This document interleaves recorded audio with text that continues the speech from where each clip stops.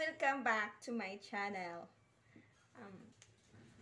For today's video, gagawin ko po ay yung yung i-share ko po yung may nagre-request kasi tungkol sa hemorrhoid daw. So, ngayon po, yung mga i-share namin ay tungkol po sa hemorrhoid. Ano yan sa Tagalog? Almoranas. Almoranas?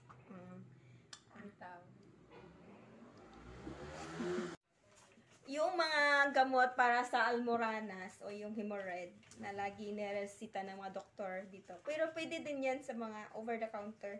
Diba gang? Pwede ba yun? Kung alam mo lang, depende po kasi sa hemorrhoid na almoranas na tumubo sa iyo.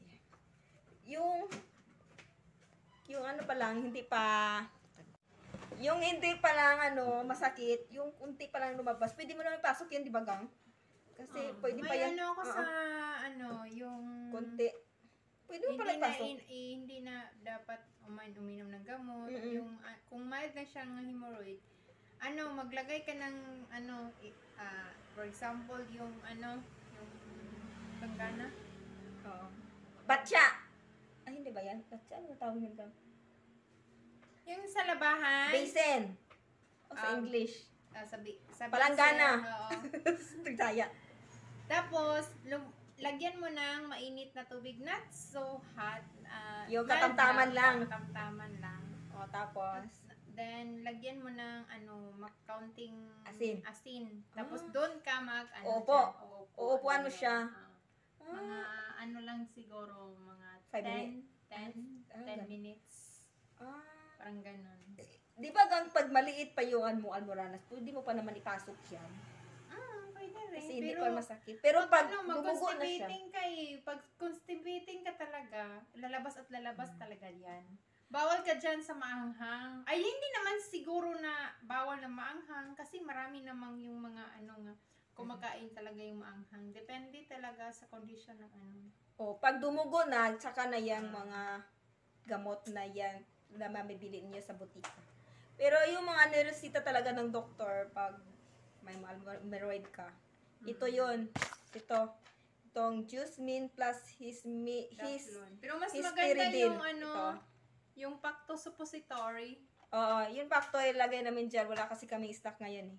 Pacto suppository. Saka yung anong ibig sabihin? Ito, 500 mg. Diba 3 times a day to gang? Ay, 2 tablets daily in 2 divided doses. Midday and evening with meals. 2 times a day. Marami din yan. Hindi lang sa hemorrhoid yan. Pwede rin sa varicose veins yan. Sa mga veins. May nakalagay yung vasoprotic fee para sa mga varicose veins. Pwede rin siya sa varicose veins. Yung malalaki na yung varicose, yung pwede. Basta sa mga veins na malabas-labasan. Yun san may hemorrhoids, bawal kayo yung mga yung mga karne. Oo. Kasi hindi kayo makapoops niyan. Ang dapat kainin niyan, papaya. Yung more on fluids. Avocado. Kamote. Yan. At saka kaya daw lumalabas yung almoranas nyo dahil yung natagal kayong nauupo sa bowl sa CR, di ba gang? Matagal kayo doon. Kaya, ay, hindi. Yun, ging matagal na umupo. Yung ipupush mo talaga. Yung matatagalan ka nga doon. Mo talaga na. Pinipilit na i-push. Pinipilit mo ipupush yun. Hindi, mali yan. Dapat dapat. Pagbating mo sa CR, yung diretso na. Kasi, hindi ka pag ipupush mo yan, pinipilit yan maraming pwede din maka-form yan sa varicose veins natin. Kaya pala ito din gang pang varicose din to. Ibang brand din to. Dapat you need to. Ang varicose din to, kung ikaw may varicose, inom ka din dito pwede. Yung masakit na yung varicose. Tsaka may mga ointment din para sa hemorrhoid. Hindi talaga na yung hydrocortisone. Lagay namin dyan sa yung varicose veins mo mawala pag uminom ka nito. Hindi yung lang pang-relieve lang yung sa sakit yata. Hindi talaga yung Kung yung malalaki na talaga yung mga varicose veins, kinakailangan na din Anong pamunta tayo sa varicose veins? Isa. Sa hemorrhoids lang. Reason. Yun lang ang gawin. Mm. Ano mo lang, pag kaya pa i-push, i-ano mo, balik mo, pwede naman, di ba? Pero pag masakit na talaga siya, dumudugo na, inom na lang, Delikado na yan. delikado na, inom na lang kayo nito. Kasi, Or di kaya, pa-check up mo yan aabot sa na doktor. talaga yan sa time na magbe-bleeding yan eh. Oo, may operasyon yan eh.